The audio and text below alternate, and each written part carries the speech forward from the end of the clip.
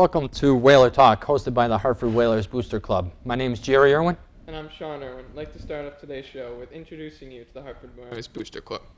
The Hartford Whalers Booster Club was founded in 1975, soon after the team arrived. There are 11 original members, and membership hovered between 400 and 600 members throughout their seasons. But in 1987 to 88, the team reached their 1,000 member mark. Club members helped with season tickets, mailing, promotional handouts, and other office work while the Whalers played in Hartford. Perhaps the most famous incident occurred when the roof collapsed on the Whaler Arena.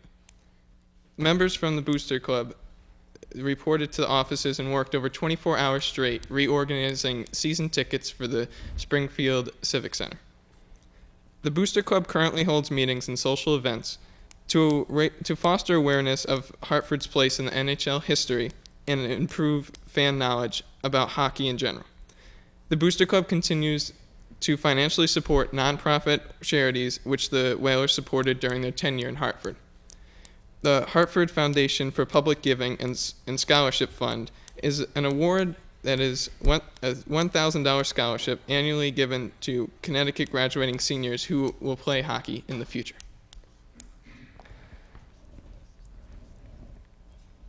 All right, joining us tonight to talk about the Hartford Whalers Booster Club are President Marty, Evtushek, Treasurer Alan Victor.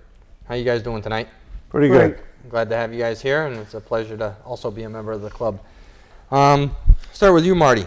As we read the highlights from the Booster Club and everything that's gone on, from the mid-'70s on to currently, I find it just a blast to see the enthusiasm with the club and the people who are still hanging in there supporting Hartford hockey. What memories come to mind as a member and now as the current president?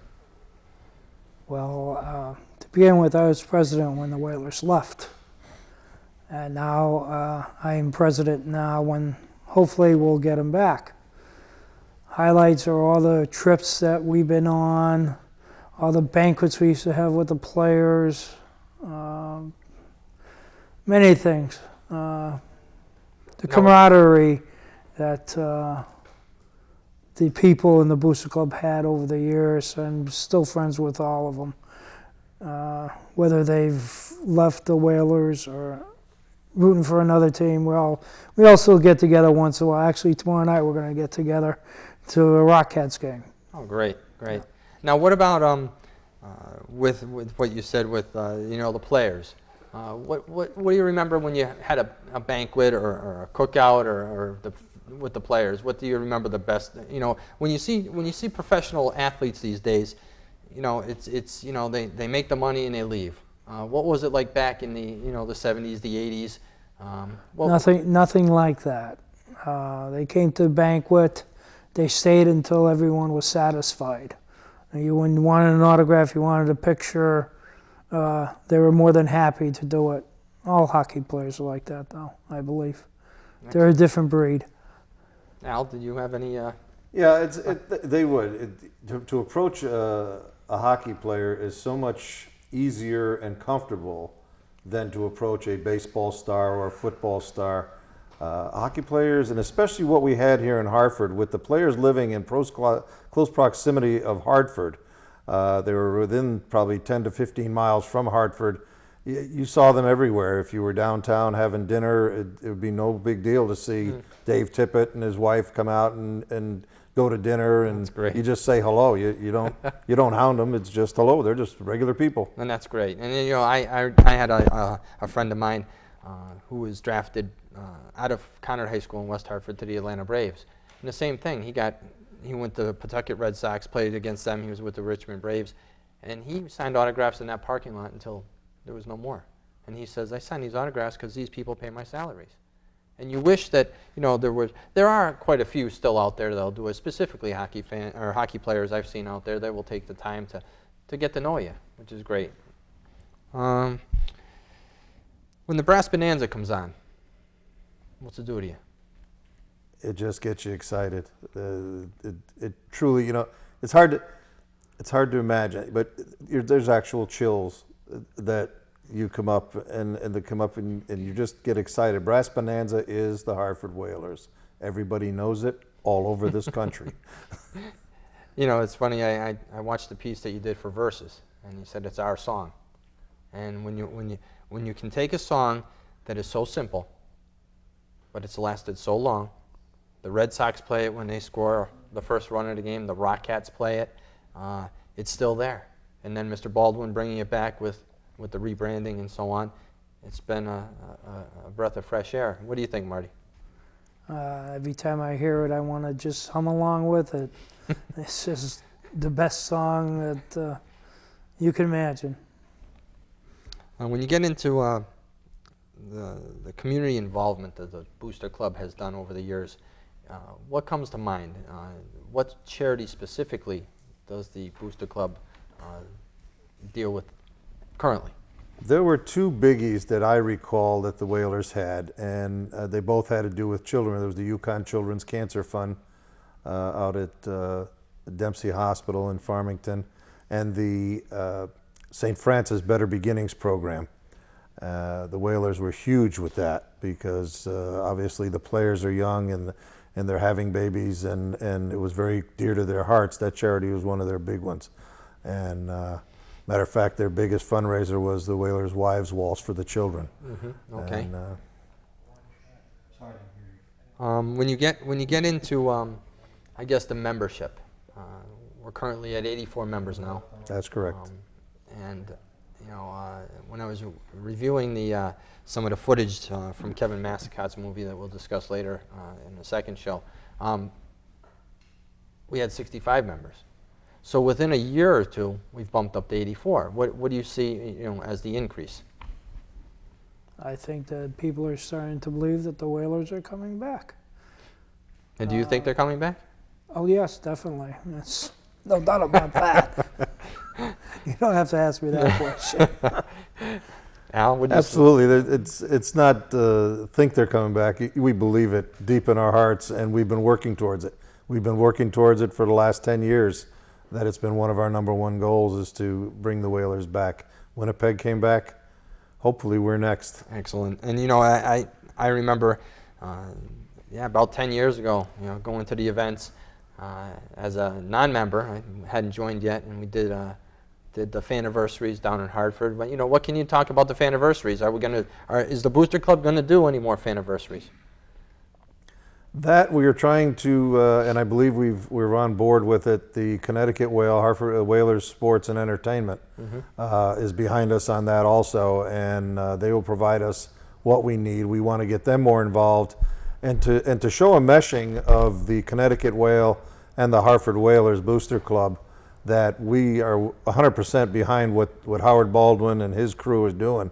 And yeah, we want them to get more deeply involved in the anniversary, and they will. They will bring us players and different items that we need, and show their support in a lot of ways.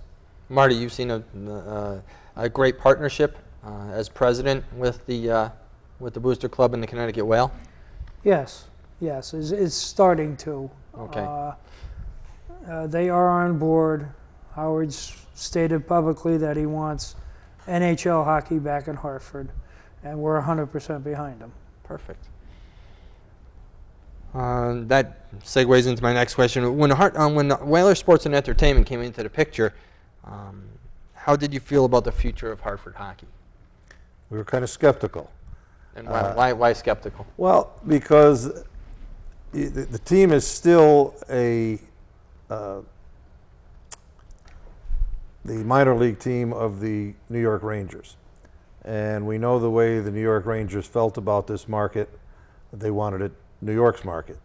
And now that we understand more of that, we're a year down the road with Howard and company, we know where his heart is and where he's headed.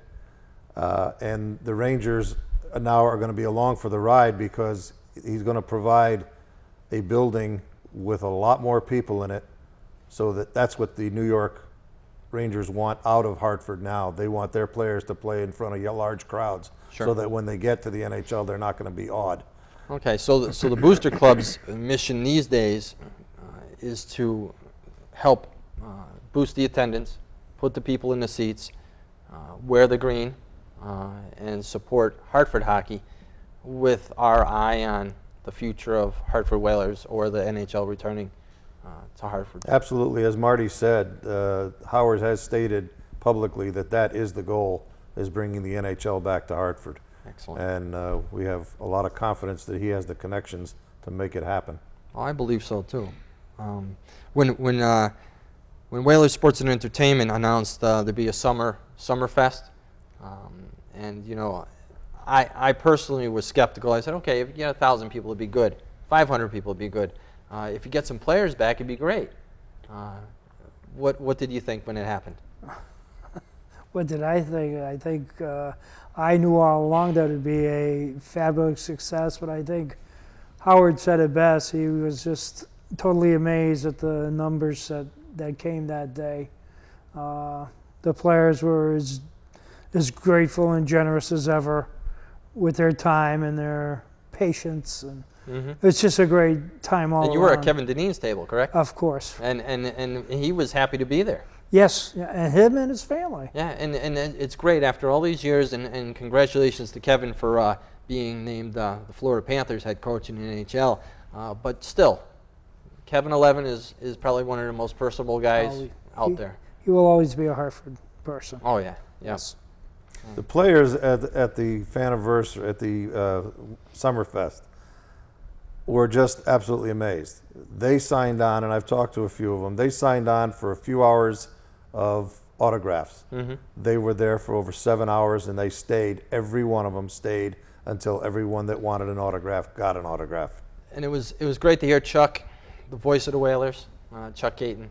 When I sat at the table with your wife Diane, and sat there and we collected the signatures, we sold the merchandise to benefit the club, there was a true sense that the Whalers were coming back, that this 14 years has been just a bad dream, and it was time now to start the process of healing and moving on to the next stage, which to me would be, you know, getting the NHL club back.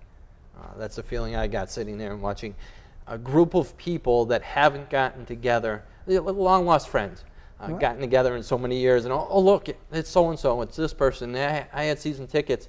You know, they want to tell the stories, and to have 5,000 people in the summer for a hockey event, my goodness, you know, what else could you expect? Let me just jump in a little quick. Marty can relate something that just happened this past week. In the past 6 months, year, when you ask other people in the league, in the NHL, if they thought Hartford was going to get another team, the word was no. No way. They're never coming back. The NHL's not coming back to Hartford. Marty just got back from the Booster Club Convention, the National Hockey League Booster Club Convention. Relay what their guest speaker had to say. On Saturday night, we had a guest speaker. You might know him. It was John Forsland, Oh yeah, voice of the Whalers, who's now voice of the Carolina Hurricanes, television-wise. He stated emphatically that the Whalers deserve and will be getting a team in the near future. He doesn't know who, but he says we will have so obviously on national radar, it's out there as well. Yes. And you know, we've spoken at length, and Mr. Baldwin is in the NHL offices quite a bit. You know, I think the right thing to do, and the Booster Club is doing it, is getting out there and spreading the word. You know, that's the most important thing. So then we get to the Winterfest. Besides freezing your rear ends off. Coldest day in my life, at time at least. You know, my family went, my wife went. She's a trooper, and we sat out there and we froze. But you know what? We were there. Right. And what did you think? I thought it was a great function. Again, if it had been on any other day, we'd have had 30,000 people there, no doubt in my mind. Yeah. They'd have been there, and it would have been one fantastic event. As it was just excitement to be there, and it was cold. There's no two ways about it. It was cold. Marty and I were up in Edmonton one time, and it was, what, 30 below? 40 below. I think it was 42 below, as a matter of fact. We went up for a hockey trip. And that's the coldest it's ever been. But this seemed colder because the wind was constant. Oh, I know. It was brutal. It hurt bad. Yes.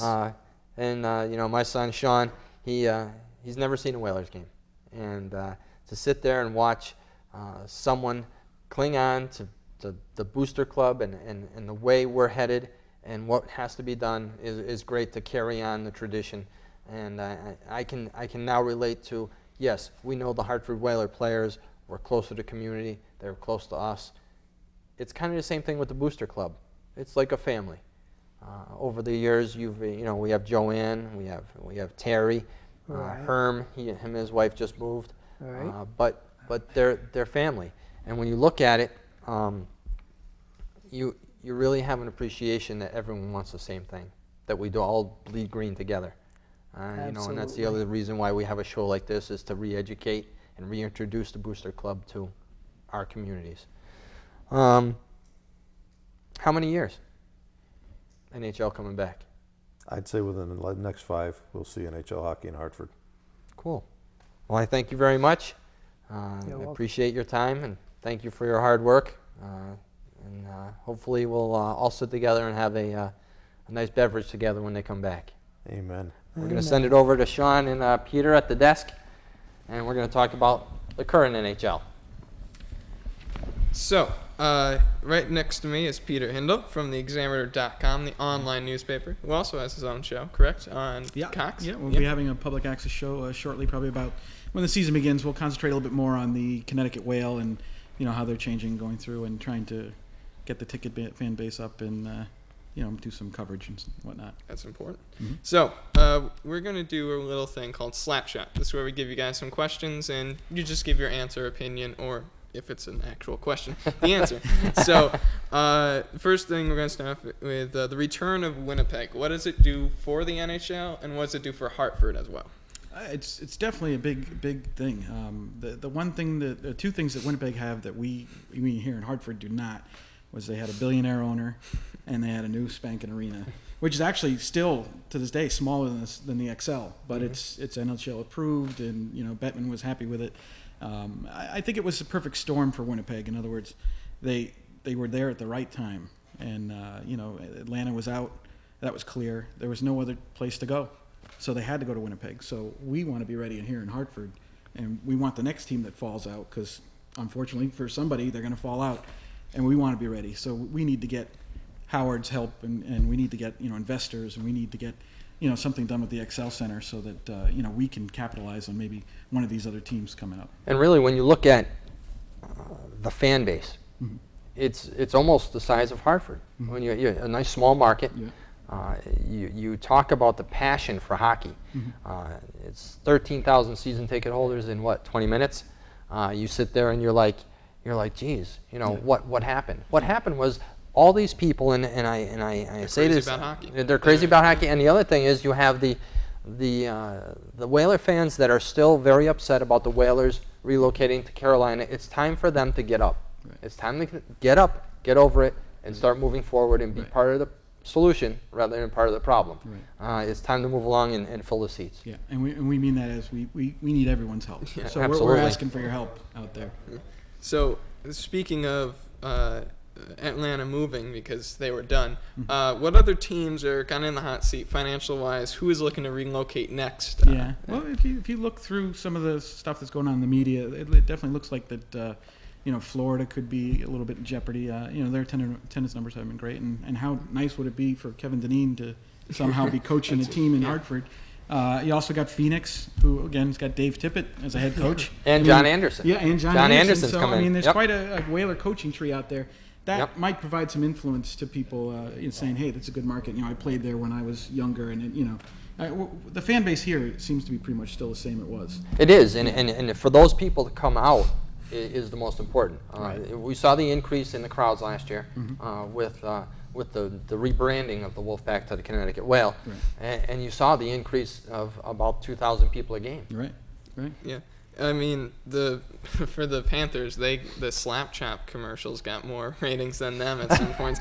So I think they're one of the teams I would watch. And now especially the Islanders with their deal getting shut down. They had a vote August 1st. So why is it looking like that? Well, they still have a lease, I think, till, and I'm not sure about the exact date, but I think it's 2015. It is, it is 2015. Yep. So that may take a little while to iron out. They have a lot of time left that they could still put something together, but it seems like Nassau County isn't really warming up to the whole No, there's some contingency plans for. I read an article about Brooklyn. They have a basketball arena that they might. Do you think they will be going there before they move anywhere else? Or they try to stay within the state? I would think that they would try to stay within the state, but there's so many options out there. I mean, if we're going to look at other cities that want an NHL team that don't have it, I mean, Kansas City's got a new arena that they haven't had any luck at all of any interest. No. There's some rumors that an owner in Seattle wants to do something up there with a team. Mm-hmm. There's even talk of Hamilton trying to get into the mix. But I still think Hartford's sitting in the top 1 or 2 spots for a team to go. But we need to get some things in line here before that could actually happen. And you look at when you look at Winnipeg being brought back into the league after 14 years, it's amazing that if Mr. Bettman and the NHL wanted to do the right thing, you're going to bring back your teams you took out, and for unknown reasons brought them to the Sun Belt, where people don't watch hockey, obviously. And our opinion is in Hartford that they should never left here. But again, it has to be a group effort of everyone getting on board. The state, Mayor Segarra is a huge helping hand in Hartford. And Governor Malloy, he's been for it since the beginning. Well, his son plays for the Danbury Whalers, so hopefully he he's got gets Whaler on board. blood in him. That's right. He's got the green because he's Irish, so that's good. That's right. So what's the status on Quebec going to build the new arena? And I've heard that they've been having some trouble. I've kind of read through the media that it seems like players don't really want to go there. I've heard some of that. We know that Eric Lindros had a problem way back when, and that was a big problem. Even 3 players on the Winnipeg team from Atlanta have opted out. They don't want to play there. And so the NHL, I think, is sensitive to that. They don't want to put markets where free agents won't go because those teams won't do well. Hartford, we've had a couple of guys that didn't want to be here. We had Brendan Shanahan who didn't want to be here. We had Paul Coffey. But to his defense, I read a piece the other day with a quote from Brendan Shanahan, and he was very apparently in this interview, he said how much he liked the close-knit community, and it was maybe one of his few remarks that was pro-Hartford. But the bottom line is it was a pro remark. So I'll give the guy credit where credit's due. Other than that, I was happy to see him leave. I think I give him a little credit too because I believe at the time that he did not want to deal with a team that was in flux that was about to move. Sure. Had the Whalers stayed here, maybe he would have hung around. But on the other side of that, how many players have we seen? And I've never seen this many pro athletes cry, and you guys probably know this too. They cry when Mike Liu cried. I mean, but guys, they loved playing here because it was a close commitment. And the other thing is, when the Whalers went all the way to against Montreal, Game 7, and we had a parade for them. There was a lot of people out not in our community, but in Boston, New York, and you're having a parade just because they went to the. This is our team. We're proud of our team. Oh yeah. These guys, again, we're like your friends. Right. You want to do something for them because they put all their guts into it. They did. And it was wonderful. Yeah. As we wrap up in our first inaugural Whaler Talk show, what do you see for the future? Well, I think that at least from my standpoint, I've kind of was one of those guys that didn't go to Wolfpack games. I just didn't want anything to do with it. I kind of regret that decision now because I realized in the end that I just love hockey. And so I got on board with the Connecticut Whale, and I'm not a Ranger fan, but at the same time, I'm paying attention to the team and seeing what the players are doing, and it's great hockey. And where they're going, where they are. Yeah, where they are right now. So, I think that if we can get some more momentum into these, seats and start to fill the building a little bit more, other investors may come on board, and we may get better production from the city in general in terms of getting a new arena, because a new arena is a huge piece of it. But the new arena, when you look at it, doesn't have to happen right now. No. Mr. Baldwin has a plan. He's discussed it. He had it way back when he was outbid or outdone by Mr. Gottesdiener. And the bottom line is, when you look at it, we can retrofit it because we have such a bad economy. Right. It's an easier sell than the new arena. Yes. Right. we know that in order to get that new arena, UConn just has to keep on winning national championships. Yeah, we're going to need UConn's help too. Yeah. So I think when you look at the end result, yes, it's the NHL club. Yes, it can be a 15,000 seat arena like the XL Center. Right. So we have it sitting right here. Right. The next step is obviously putting these people in the seats. Right. When we talk to Al and Marty, that's what the Booster Club's concentration is. Right. Right. So. Yeah, there's a lot of good things going on for Hartford. I mean, as we talked about Winnipeg, we talked about the teams where the Panthers and the Islanders, and even Columbus is kind of in the mix. Kansas City hasn't had much interest. The other things that we need to look at is Baldwin's plan to do that retrofit and where the money's going to come from. Absolutely, and look at Aetna signed on with the Connecticut Whale Right. for $500,000 for Sure. youth hockey. It's a big That's help. to me that's a huge Right. investment Mhm. in the Connecticut Whale. Right. I actually talked to Nick over at the Connecticut Whale, and they're planning a pub crawl coming up. Oh. So that is starting to get those people Right. into the Involved. city again. Yeah. Agave has mentioned many times that their sales on game nights have gone right up. Oh, really? Yes. Good. So Significantly since the changeover. the rebranding Yeah. Right. to the Whale. Right. So Right. They like I said, they're getting about 1,500 people more a game, and things are looking really good. And don't forget that Hartford ranked 4th in the Stanley Cup playoffs, and even though it was the Bruins and I kind of have a thing. Doesn't with the matter. We're Bruins, but 4th. Yeah, In we the were whole there. country. We were there. Right. We were there. It wasn't huge numbers, but it was there. And when you get into the Winterfest, or not the Winterfest, but the Winter Classic, we were ranked number 5 in the country. Yeah. That's just amazing. Yeah. Yes, it was in Pittsburgh, Yeah. but Yeah. There's a hocky We're market Connecticut. here. There it's is- the 30th largest TV market. It still is. It was 29th at one time. It slipped a little bit, but the point is, there's 30 teams. Somebody's got to do the math. and the last time I looked, which was I think last year, there was 16 out of 30 teams that were in red. So you have all these teams that maybe it's just a little bit in the red, but Right. 16 out of 30 is a lot of teams. Right. What would be the best fit for Hartford? What do you think? What type of team would come in here? Any team? Well, it's definitely not going to be expansion, I don't think, unfortunately. No. I think it's going to be, one of those Floridas or Phoenix. Those are the top 2 that I think of. So, those are the teams that we're hoping will fall our way. Well, I appreciate you coming in. Oh, thank you very much. And we'll have you in for the next couple shows with your Appreciate with it. your great knowledge of hockey. Oh, thank you very much. Sean, Appreciate great job. Yeah, Nice yes. job, Sean. Thank you. And anything else, closing remarks, just to say to the fans out there, the many fans we have watching. So Let's go Whale. there That's we go. right. Well, that is the end of Whaler Talk for right now. I think we all covered everything. So we'll check you next time here on Whaler Talk. Thank you.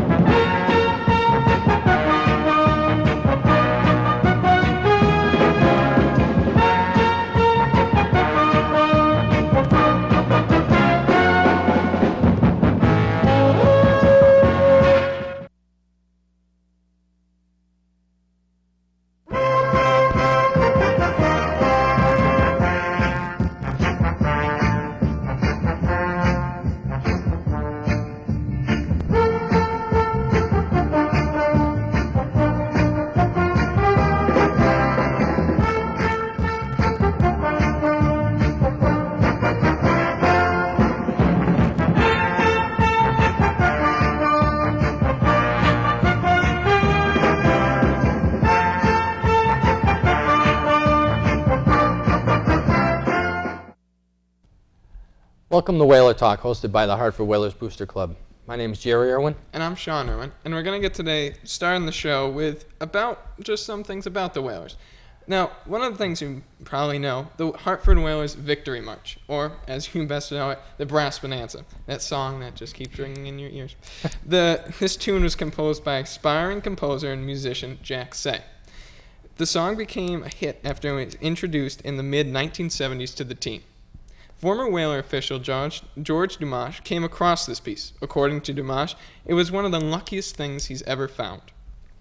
He says that the song was just handed to us, arranged and orchestrated, and in 1975 to 76, he had nothing to do with it. During the second season, the team was in Hartford. He began to notice there was something missing in the atmosphere when they would score a goal or when they would come on the ice. That's when he decided to add a song. He didn't do anything with the Brass Bonanza, which song was not the original name of the song. It was not until a couple of guests came over and they played the record for fun, and as soon as they heard it, they knew it was a perfect fit for the Whalers. Since then, the song has been one of the greatest hockey and greatest sports songs to ever be played, and it continues to ring at Fenway, the XL Center, and at Rockcat Stadium in New Britain. So that is just a little insight to the Hartford Whalers. And with us today is Peter Hindle, again, from theexaminer.com, the online newspaper.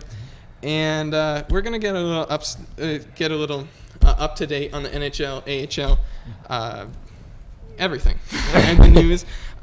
So one thing we're going to talk about a little bit is the NFL and the NBA lockouts. How is going to affect attendance-wise, viewer-wise, anything with them? I definitely think that it can help. There's not a basketball franchise in Hartford, and the NFL looks like they're going to play. The Hartford Colonials kind of just suspended their actions for a whole year. And they traded all their players away. Right. So, that's possible that they were getting 15,000 people at a game for 4 or 5 games. So they may actually, some people may pay $7 a night to come see a hockey game, and fill the arena and maybe meet some of the old players and get some autographs. And, it definitely could help those lockouts and the situation with the Colonials as well. Yeah. Well, you are the moderator of an online Hartford Current. Under the sports section, it's the Whaler Talk. It's like a Whalers Keeping the Talk. Whalers alive. That's what it's called. That's right. And it's a message board, and the topics range from anything you can think about hockey. So if you're interested, you should check that out. Right now we're running some poll questions, so I'd like to let you know how that's going. We have a question out there: will the NHL return to Hartford?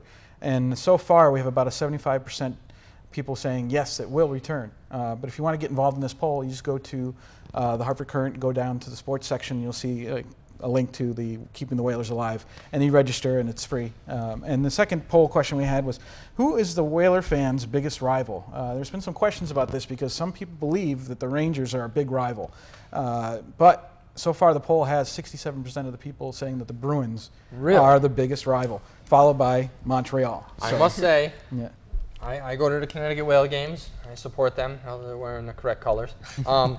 And I sit there and I see Hamilton, the Bulldogs, come in wearing those red sweaters. And I tell you, my blood boils every time I see those red sweaters come in with that C right on the corner of their jersey. I'm like, you got to be kidding me. Yeah. I hate that It team. sounds like, Jerry, you're registered. You might want to participate I in this might poll. have to participate. I'm already signed up. You Yeah. know, I have my screen name with the Keeping the Whalers Right. site.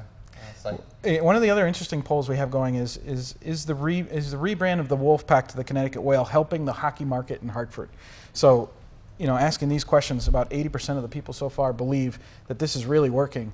There's some people that still believe that Howard Baldwin's alienating certain fan groups. There's a lot of Ranger fans in Hartford because don't forget the Wolfpack's been here for 14 years and whatnot. But overall, you can tell that the rebrand has created a larger rush, a groundswell of people have come. Well, you could see it the first night when they rebranded that it was the song came back. They wore green jerseys again. Right. Yes. 13,000 that first night. 13,000. And the people. Wolfpack hasn't seen that, and until they retired Janander, Yeah. right? Right. Well, that and earlier when they first came into Hartford, they had quite a few 10,000 or more. Yeah. But Right. that was when they went on to win the Calder Cup. They had just phenomenal teams. Right. And recently they haven't had numbers like this since about 2002, 2003. So it's been a while, and it definitely seems to be working to me. So these polls are still active. So if you want to get involved, I think the come on colors down. too. Yeah, think the colors were a big thing part of it. because they said that's going to be Connecticut's team Yeah. when they came in. Al Victor actually in the Bleeding Green movie, which we're going to be talking about later on in the show. He's probably says it best. They said it was going to be our team, and they came in looking almost exactly like the Rangers, yep. and that's what really I think put a sour taste in people's mouths. It did. Yeah. Yeah, and it was so early too. The Whalers had just left It didn't take long for an AHL team to swoop in here. I mean, they were dying to. If the Rangers ever did leave, which their lease is up in 2013, there wouldn't be long before another AHL team would come in here. Well, not only that, but Yeah. the Rangers, to their credit, have said that if Hartford does acquire a NHL club, Right. they would by all means step aside, Sure. and it's in their contract to do that. Right, and the Bruins said that they will not contest it as well. So those are the two closest markets that are saying, sure, bring it in. You know, Hartford will be the sandwich between New York and Boston. So we'll go after Which the big it should guys. be. Let's go after the big guys Yeah. as our rivals. Right, You know, let's have them come to our games Right. and partake in Yeah. Hartford hockey. Sure. And I've never seen a game, but what I've heard, correct me if I'm wrong, but Rangers games against the Whalers, they would come up, Bruins games, they'd come down, and they'd travel across all the fans just to see them. And they loved coming to Whaler games because it was just such a great atmosphere. It was that homey type feel. Right. Automatic sellouts. Yeah. And even going to visiting arenas now, you wear your Whaler colors, and people are shaking your hand. I had a couple guys, I went to the NASCAR race in New Hampshire and sat next to two guys from Montreal. I wore my Whalers hat, and they're like, oh, when's Hartford's team coming back? And I said, just to let you know, I don't like the Canadians at all. And we were best of friends by the end of the race. But it was great to sit there, and they're anticipating Hartford returning to the NHL pretty soon. Yeah. So it's nice to see people from other countries Right. as well as over the border. Sure, sure. I mean, even on Facebook, there's a group called Whalers Europe, and it's a bunch of people from Scandinavia and Europe, and they have about over 100 members, and they're vowing to get the NHL in Hartford back. And here they live thousands and thousands of miles away. They're petitioning to get Pucky to come over to some of their events. I mean, Right. So I mean, it's a well-known brand. Whaler Nation is alive and well. Yes. I mean, and just Adam Sandler in his new movie Grown Ups, he wears a Whaler shirt and he drinks out of a Whaler cup. Megan Fox is walking around. She has no connection to Connecticut, but she has her Whaler shirt on, and it's taken off. Right. We talked to a lot of people from Lids, from Parade of Sports in the West Hartford, in the mall, and they sell out like that, and the brand is there. Just a little while ago, #1 selling merchandise on the NHL. No, #2. I'm sorry, NHL.com behind the Blackhawks because That was last year. That was last Yeah, year. after We they haven't won the checked cup. it up on this year. Right. A little bit behind. Yeah. But, But really, when you look at the social media with Facebook, the Hartford Whalers Booster Club is on Facebook. Look for Hartford Whalers Booster Club Company and like that page and become a follower of the Hartford Whalers Booster Club. As well as a member, you can get information about signing up and up-to-date information on what the Booster Club is doing out in the community. But you look at that, there's a Hartford Whalers page that has 72,000 people that are on that page. So when you look at the numbers, you have people from California all over the country saying, oh, I grew up in Hartford, the Whalers are the best. This is, they need to come back. Right. It's out there. Right. The market's there. Well, speaking of that, with the merchandising back, it's floating around a little bit. There might be license plates for your car, like how they do for Red Sox, how they do for Bruins, anyone really. Is that a possibility here in Connecticut? Well, once I can speak from the Booster Club, we have to, we've spoken to one of the legislators, and he says we have to get at least 250 signatures on a petition to have the vanity plate, which will have the Hartford Whalers logo on it, and you'll be able to purchase that at DMV, and you'll be able to have that for your car. Right. Just like the Red So Sox. you guys are signed up for it, obviously. I'm in. Absolutely. I was in as Absolutely. soon as I put it forward. Yeah. And I know there's guys out there that will do it. So if you're out there, I think we're at 20 right you know, now. We have 20 people we're signed working our up. way towards it. So That's I mean, right. and once it catches on and people see it as they're driving, you'll see a license. Everybody's going to want one. So Because the cool people, obviously. will get it. That's right. right. So how are we looking AHL-wise? We're going to take a step back to the Connecticut Whale. Yeah, I usually write an article about once every 1 to 3 games about the Connecticut Whale and how they're doing, what's going on. Last year I went to about 33 games and kind of got some press credentials, and so now I'm trying to get into more interviewing players and whatnot. And we had a couple departures from last year. Wing Jeremy Williams, who scored 32 goals last year, is actually playing in Austria this year, so he will not be back. Wing Brody DuPont was traded to the Panthers organization, so he will not be back. Evgeny Grafchev, who was a big center and quite fast, passed, a Russian kid, is actually in St. Louis, so he'll be gone as well. And unfortunately, goalie Dove Grummett Morris does not look like he has a spot in Hartford. They have 4 goaltenders right now. They've got Cam Talbot and they've got Chad Johnson. And he was big down the playoffs. Yeah, stretch. he was fantastic. I mean, he was 30 years old, and maybe the Rangers felt like he was undevelopable or something along those lines. I don't know. It's still up in the air a little bit. We haven't heard that he's definitely not coming back, but they do have 4 goaltenders right now with the ECHL goalies. So Yep. I don't know if he'll have a spot with the team. But the good news is the team seems to have gotten more speed and younger. A new addition is Carl Hagelin, who was the Michigan's Frozen Four captain, who took the team to the Frozen Four final, and he is fast. So that's going to be a great thing. He's going to be that guy that's going to kill people and get around people quick and drive people nuts. He's going to be that little ball of hate like Patty Verbeek. When you see the frustration, when you go to these games because of Kenny Gernander has such a high level of expectation, and these guys are being shuffled back and forth to the Rangers organization because of injuries or whatever.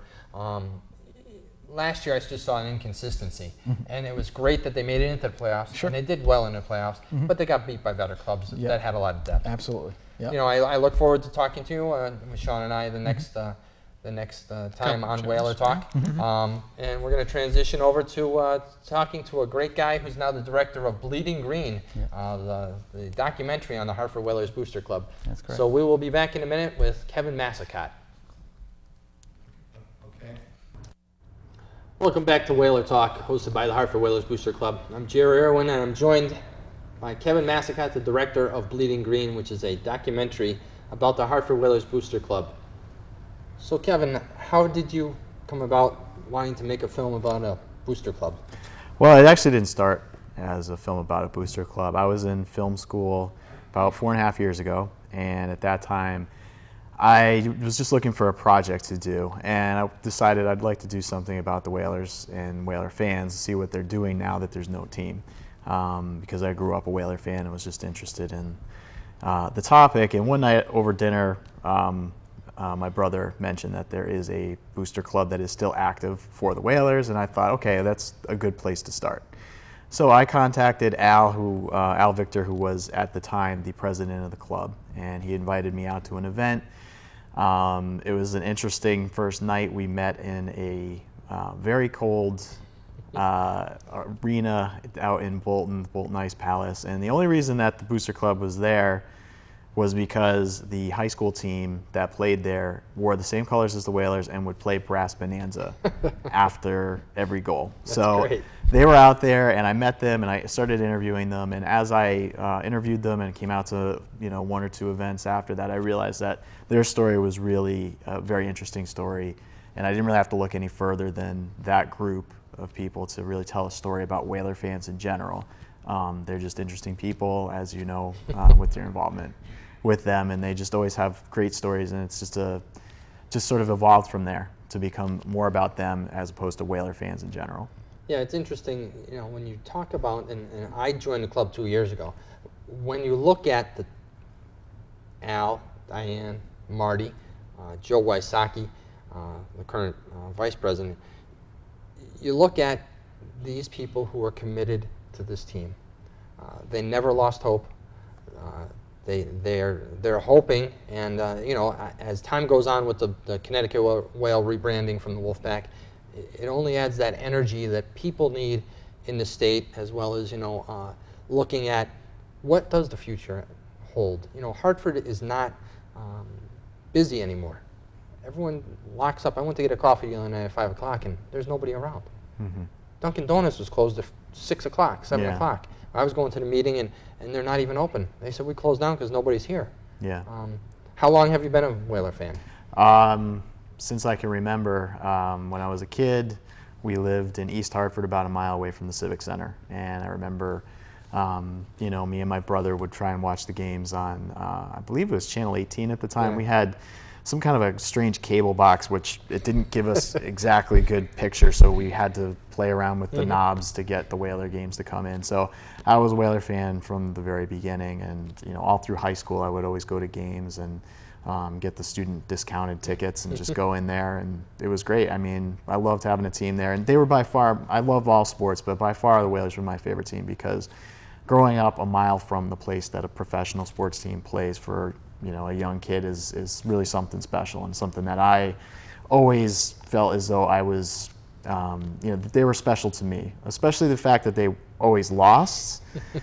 It made it The feel forever a little 500s. right. It made it feel like it was a tighter knit group of Whaler fans, and to just be a part of that and to be like, okay, I don't care, the team stinks, but I'm rooting for them no matter what. They're my team, and just us against them mentality, us against the world mentality. And you know, it was tough being a kid like that, and especially in high school, there was a lot of people that would root for the Bruins, and I hate them to this day.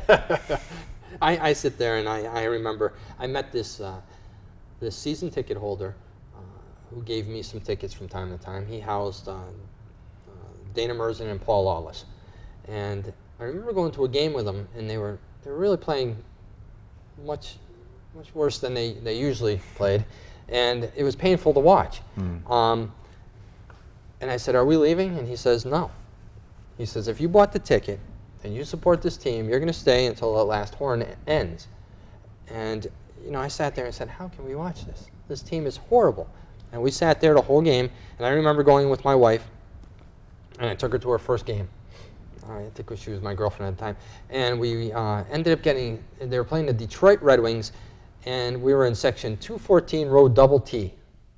I'm like, oh, double T? And we went all the way up there. That team was horrendous. They lost 5-1. I left with 5 minutes left in the game, and to that man's credit, I have never left another game before the end of that horn. I had to leave that night because it was just terrible. Wow. But it was one of those things that you learn, and you learn about the team, and you're right. They were, when they won, you were so proud of them and so happy because they were your team. It didn't matter. The green, the blue, it's our team. Sure. So it was a sense of ownership, really.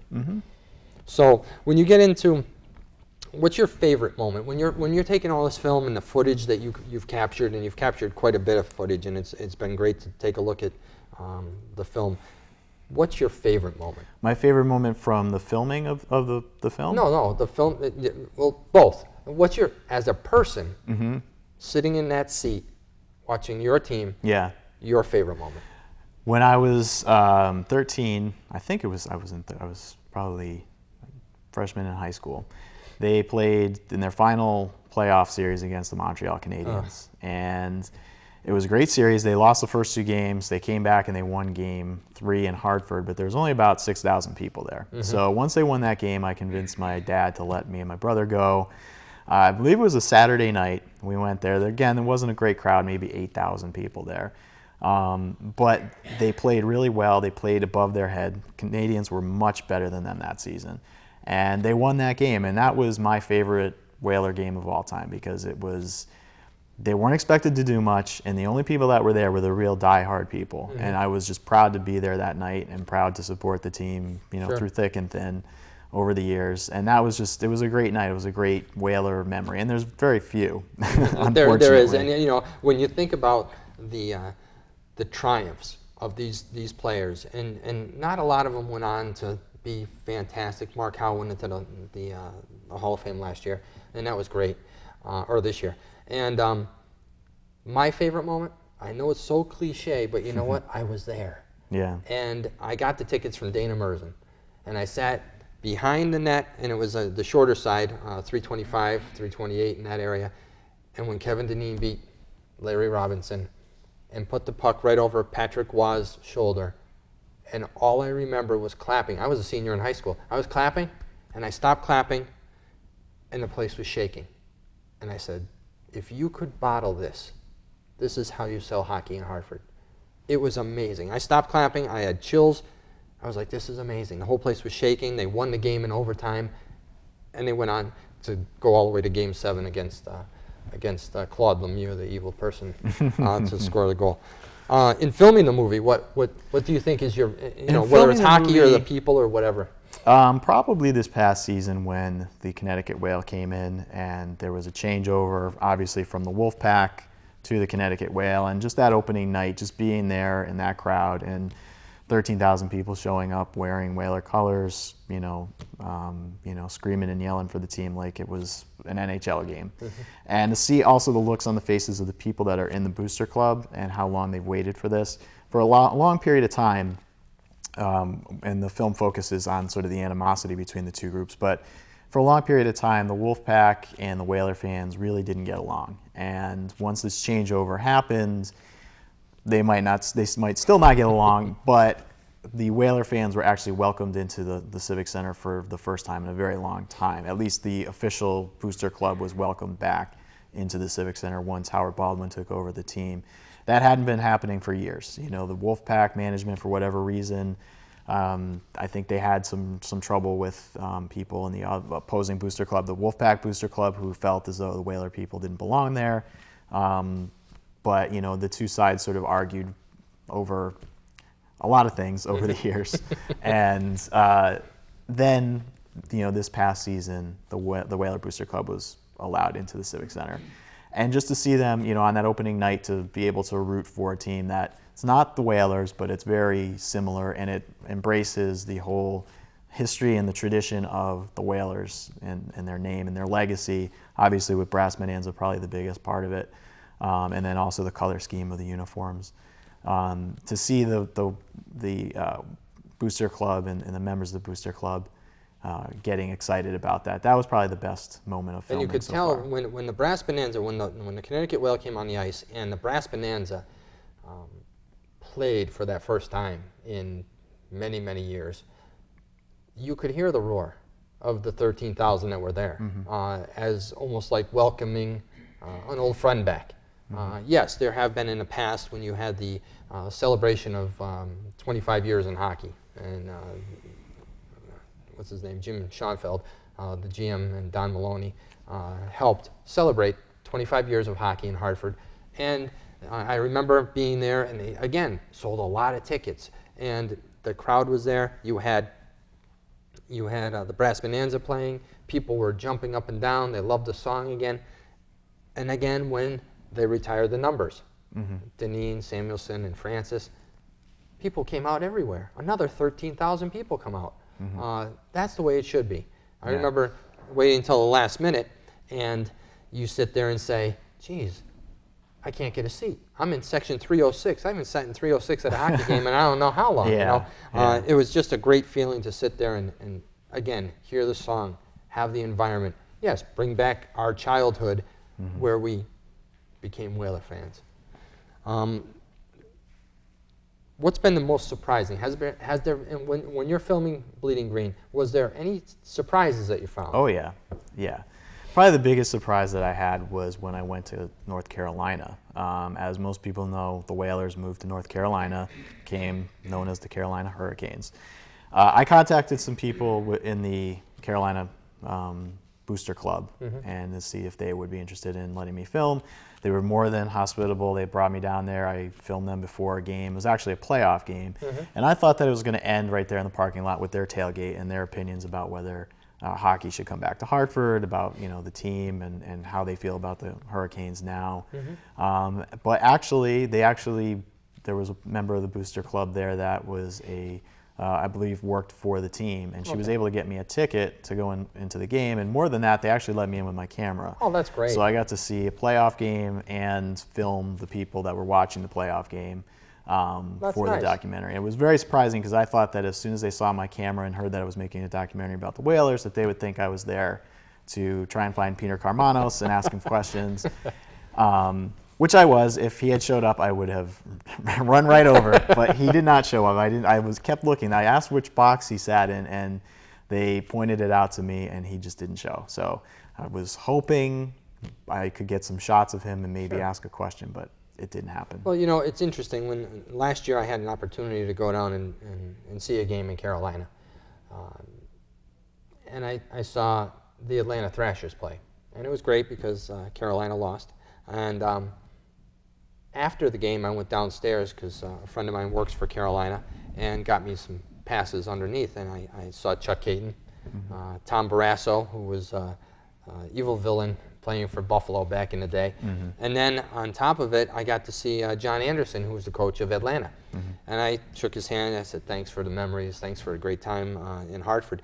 And he said to me then, don't count Hartford out. Yeah. He says, whatever you do, don't count Hartford out, because there's a lot of stir going on about Hartford. And that was last year. Yeah. So now we see the rebranding, you see the increase in crowds, and it's one of those things where, what's the next step? When you interviewed Al Victor for Bleeding Green, Yeah. one of the things is, in it, you have 65 Booster Club members. Yeah. We're up to 84 now. Yeah. Do you think that has something to do with the state of the NHL, the rebranding? What do you I think? think it has to do with the rebranding. I think that the presence of the Booster Club at games now, they weren't on the concourse for, well, probably since the Whalers were here. I don't know that they ever had. I think maybe there was one year where they had a table out there in the Civic Center for Wolfpack games.